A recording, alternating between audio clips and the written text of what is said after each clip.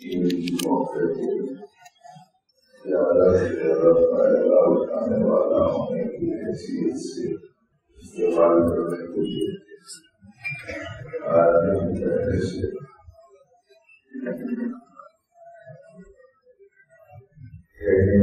تیاروں ہیں اور اپنی مشغولیت کی تشکیل اور ترتیب قائم کرنے کی ضرورت پڑتی ہے۔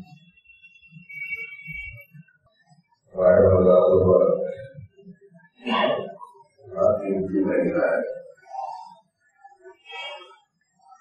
کہ اگر اس کو ہمیں صحیح ڈھنگ سے گزارا اور زیادہ سے زیادہ نفع اٹھانے کے لیے اس سے جو ہم نے ابھی سے جو ترتیب بنانی یہ اس قدر قیمتی مہینہ ہے کہ آدمی کو اللہ کا پسندیدہ بندہ بنا دیتا ہے۔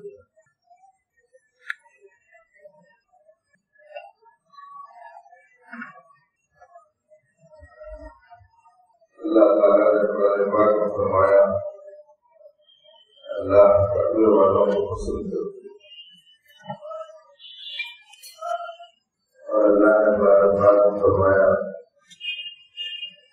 اللہ کے پسندیدہ بندے متقی ہیں، اور اللہ نے قرآن پاک میں فرمایا جنت متقیوں کے لیے تیار ہے، اور اللہ نے قرآن پاک میں فرمایا جو تقوی اختیار کرے گا اللہ اسے آسانیاں دے گی، اور اللہ نے قرآن پاک میں فرمایا جو تقوی اختیار کرے گا کون سے حالات میں مبتلا ہوگا اللہ اس سے نکلنے کے راستے پیدا فرما دیں گے، اور اللہ نے قرآن پاک میں فرمایا کہ اللہ متقیوں کے ساتھ ہے۔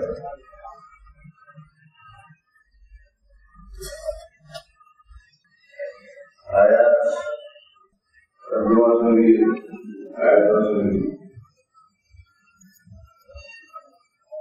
اللہ پاک قرآن پاک میں فرماتے ہیں الا ان اولیاء اللہ لا خوف علیہم ولا هم يحزنون الذین آمنوا وكانوا يتقون۔ اللہ کا اولیاء کون ہے؟ ایمان والے اور تقوی والے۔ اللہ متقیوں کے ساتھ ہے، وعد اللہ مع المتقین،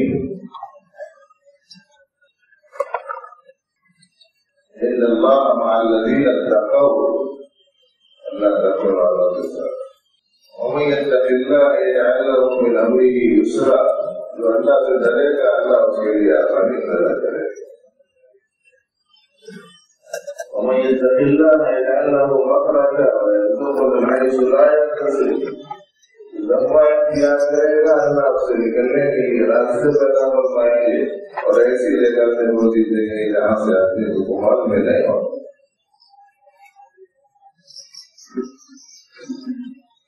اور اللہ نے فرمایا سائروا إلى مغفرة من ربكم وجنة عرضها السماوات والأرض وعدت للمتقين، متقین کے لیے بنائی گئی۔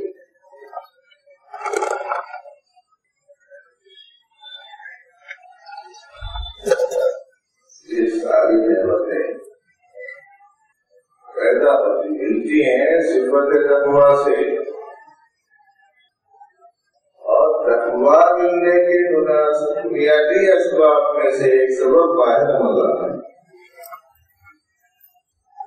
دیکھو اللہ پاک قرآن پاک میں فرماتے ہیں یا ایھا الذین آمنوا کتب علیکم الصیام کما کتب علی الذین من قبلکم لعلکم تتقون۔ ان پر روزے فرض کیے گئے ہیں تاکہ تم متقی بن جاؤ، پرہیزگار بن جاؤ۔ صفت تقویٰ آنے کا ذریعہ روزہ، اور صفت تقویٰ محبوبیت الہیہ کا سبب ہے، اور صفت تقویٰ سے آراستگی دنیا اور آخرت کی بھلائیوں کی ضامن۔ اتنی بڑی چیز ہے بھائی،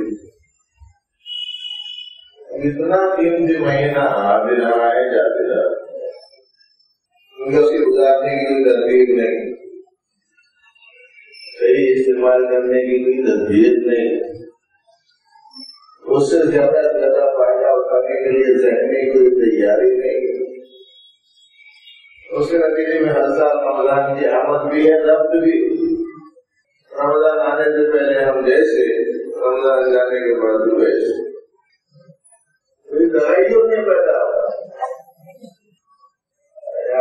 کیا کریں، سوکھے علاقے میں برسات کا موسم آیا تو آپ دیکھیں کہ ایک دم اس کے حالات ہی بدل جاتے ہیں، خشکی دری میں تبدیل ہو جاتی ہے، سیاہی سبزی میں تبدیل ہو جاتی ہے، مردنی حیات اور زندگی میں تبدیل ہو جاتی ہے، اور کشش سے محرومی والا ماحول ایک دم منکشش بن جاتا ہے، اور اس کے گزرنے کے بعد بھی جو اس کے اثرات سازگار دکھائی دیتے ہیں۔ تو معمولی پانی کے قطرات کے برسنے کے بعد آنے والے تغیرات زمین پر محسوس ہوتے ہیں۔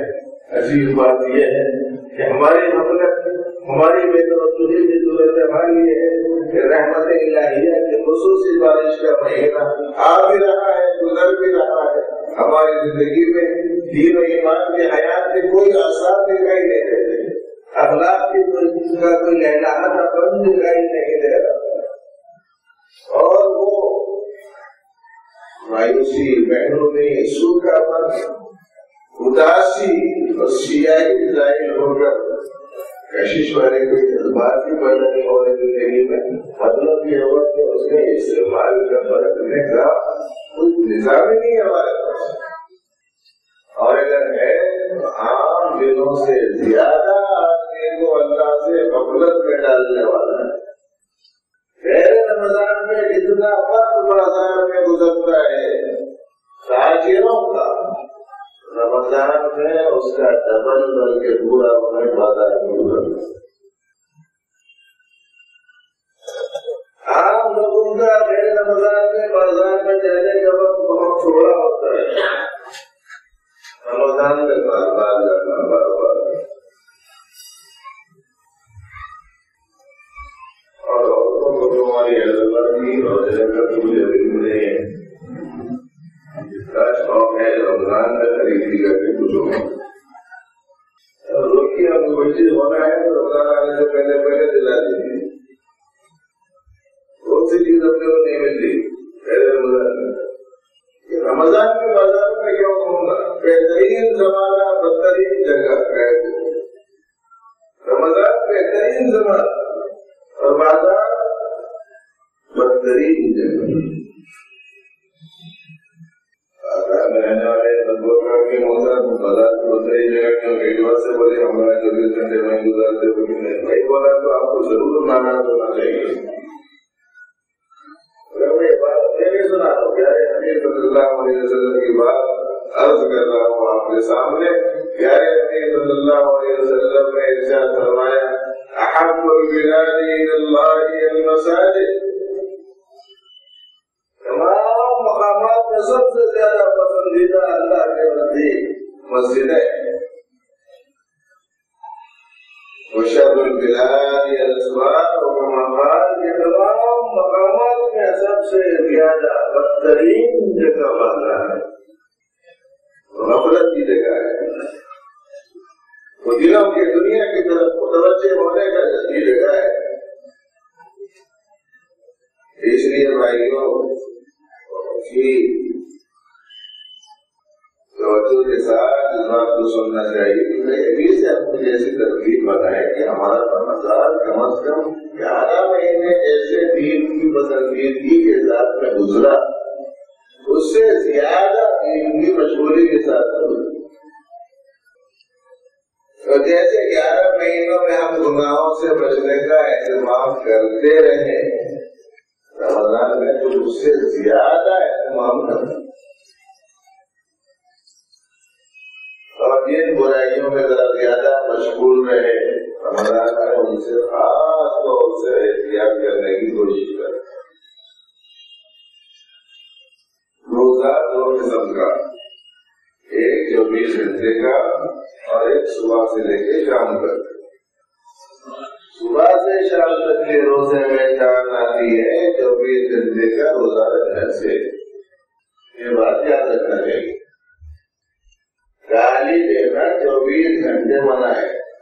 گاڑی سے رکنا چاہیے 24 گھنٹے. کھانے سے رکنا چاہیے صبح سے شام. کھانے سے رکنا چاہیے 24 گھنٹے. پانی سے رکنا چاہیے صبح سے شام.